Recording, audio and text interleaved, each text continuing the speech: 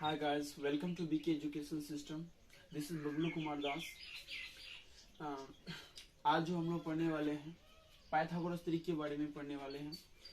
Pythagoras त्रिक को समझने से पहले हम सभी को समझना चाहिए समकोण त्रिभुज. समकोण त्रिभुज किसे कहते हैं सबसे पहले पढ़ लेते हैं, क्योंकि हम यहाँ पे बोर्ड में लिख दिए हैं. समकोण त्रिभुज ऐसा त्रिभुज जिसका एक कोण 90 डिग्री का होता है उसे समकोण त्रिभुज कहते हैं. मान लेते हैं ये त्रिभुज है, इसका एक कोण यहाँ पे क्या हो जाता है आपका 90 डिग्री हो जाता है. मान लेते हैं ये 90 डिग्री. और हमेशा याद रखिएगा कि 90 डिग्री के सामने वाला जो भुजा होती है वो कर्ण होता है, और समकोण त्रिभुज का सबसे जो बड़ी भुजा होती है वो कर्ण होता है.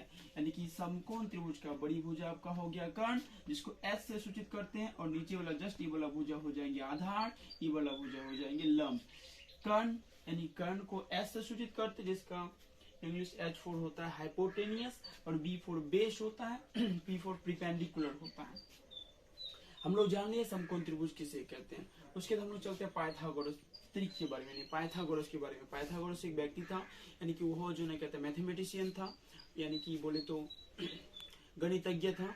उसने कहा था पाइथागोरस त्रिक के लिए, यानी बोले तो पाइथागोरस ने कहा था कि लंब और आधार को जोड़ के कर्ण के बराबर आना चाहिए. लंब और आधार को जोड़ के कर्ण के बराबर आना चाहिए, तब वह पाइथागोरस त्रिक के अंतर्गत हो सकते हैं, अन्यथा नहीं होगा. सपोज हम लोग एक एग्जांपल ले लेते हैं. हम लोग जानते हैं यहाँ पे समकोण त्रिभुज जो कहते हैं H के बराबर होता है. हम लोग सब पढ़ लिए हैं कि H बराबर होता है P स्क्वायर जोड़ B स्क्वायर. इस कंसेप्ट से बना देंगे हम लोग. सपोज हमको एक कोई भी हिसाब दे दिया गया है, हमको पूछ रहा है कि ये पाइथागोरस त्रिक है या नहीं है. दे दिया है 6, 8, 10. आपको दे दिया है 6, 8, 10. आपको पूछ रहा है कि यह पाइथागोरस त्रिक है या नहीं है. सपोज हम ले लेते हैं सबसे बड़ी भुजा आपका सबसे बड़ा संख्या कौन होगी आपका 10. तो 10 को मैं मान लेता हूं इधर H.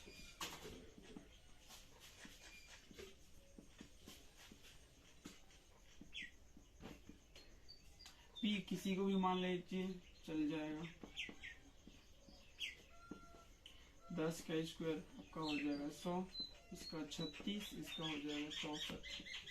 फाइनली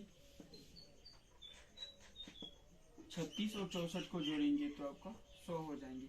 यानी कि 6, 8, 10 जो है ना आपका पाइथागोरस त्रिक का सदस्य है. अब यह जो हिसाब है ना आपका क्लास 7 से लेकर 8, 9, उसके बाद 10 तक जो क्या करता है सहायता देंगे. यह ट्रिक आपको दूसरा ले लेते हैं. दूसरा ट्रिक दिया हुआ है, इसमें मान लेते हैं दूसरा कोई हिसाब ले लेते हैं. दे दिया है 2, 2, 3.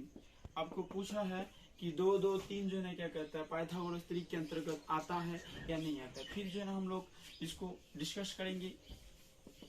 नहीं मान लेते हैं सबसे बड़ी भुजा 3 को मान लेते हैं, 3 का स्क्वायर प्लस अपने मन से इसको 2 मान लेते हैं, इधर भी 2 मान लेते हैं.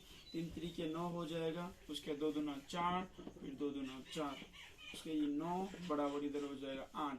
तो यह जो ना लिख देंगे. अतः यह पाइथागोरस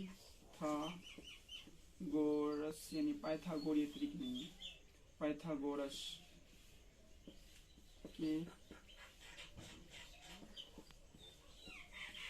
सदस्य नहीं है. इस तरह से आपको बनाना है. ढेर सारे 2, 2, 3